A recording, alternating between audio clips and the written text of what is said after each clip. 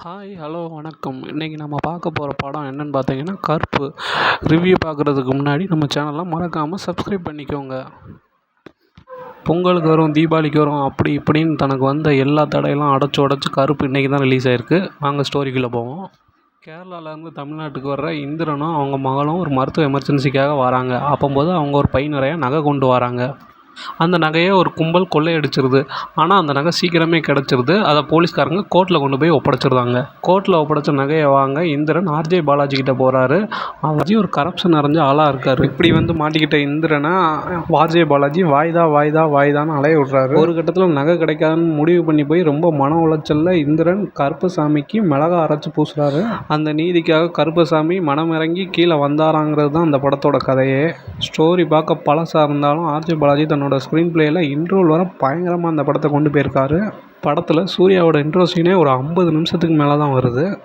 First half இது சினிமாவோட பீக்கில் போய் முடியுது. செகண்ட் ஹாப் எப்படி இருக்குங்கிற ஒரு ஆர்வத்தையும் தூண்டுது. ஆனால் வழக்கம் போல் சூர்யா படத்துக்குள்ள பிரச்சனை மாதிரி செகண்ட் ஹாப் தான் இந்த படத்துக்கும் பிரச்சனையே. செகண்ட் ஹாப்பில் ஆர்ஜே பாலாஜி தனது வழக்கமான பாணியில் காமெடி பண்ணுறேன், கிரிஞ்ச் பண்ணுறேன்னு ரொம்ப இழுத்து வச்சுருக்கிறாரு. அது ஒரு சில ஆடியன்ஸுக்கு ஒர்க் அவுட் ஆகும், ஒரு சில ஆடியன்ஸுக்கு ஒர்க் அவுட் ஆகாது. இருந்தாலும் சூர்யா தன்னால் முடிஞ்ச பெர்ஃபார்மன்ஸை வச்சு இந்த படத்தோட செகண்ட் ஹாப்பையும் காப்பாற்றிருக்காருன்னு தான் சொல்லணும். படத்தோட ரியல் ஹீரோன்னா கண்டிப்பாக சாய் அபயங்கரன் தான் சொல்லணும். படத்தில் உள்ள ஒவ்வொரு சீனுக்கும் எலவேஷனுக்கும் தன்னோட மியூசிக்கால் எவ்வளோ காப்பாற்ற முடியுமோ அவ்வளோ காப்பாற்றிருக்கிறாரு. இது மட்டும் இல்லாமல் படத்தில் சூர்யா ரசிகரை கவர்றதுக்காக நிறையா சீன்ஸ் வச்சுருக்காங்க. அது ஒரு சில ரசிகர்களுக்கு கண்டிப்பாக ஒர்க் அவுட் ஆகும். ஆனால் ஃபேமிலி ஆடியன்ஸுக்கு ஒர்க் அவுட் ஆகுமான்னு போக தான் தெரியும். கண்டிப்பாக 15 வருஷமாக சூர்யா ஒரு கம்பேக் கொடுக்கணும்னு நினச்சிக்கிட்டு இருக்காரு. கண்டிப்பாக மிகப்பெரிய வெற்றி படமாக கருப்பு அமையும். அதுக்குள்ள எந்த மாற்று கருத்துமே கிடையாது. மற்றபடி த்ரிஷா, சுவாசியா எல்லாம் தங்களுக்கு கொடுத்த கேரக்டரை கரெக்டாக பண்ணியிருக்கிறாங்க.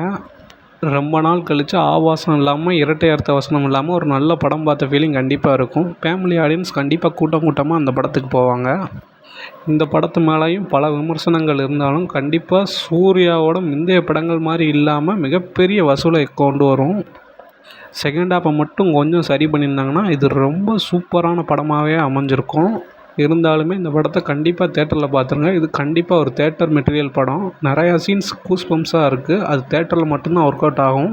சூர்யா ரசிகர்களுக்கு தான் இந்த படம் விருந்துன்னு பார்த்தா விஜய் ரசிகர்களுக்கும் மிகப்பெரிய சர்ப்ரைஸ் இந்த படத்தில் காத்திருக்கு. அது கண்டிப்பாக தேட்டரில் போய் பாருங்கள். ஓவரால் கருப்பு ஒரு நல்ல படமாகவே வந்திருக்கு. இந்த படத்துக்கு நம்ம ரேட்டிங் 10க்கு 7. இதே மாதிரி வீடியோ பார்க்க தொடர்ந்து நம்ம சேனலை சப்ஸ்கிரைப் பண்ணிக்கோங்க. மறக்காமல் நம்ம சேனலுக்கு தொடர்ந்து உங்களோட ஆதரவை தாங்க.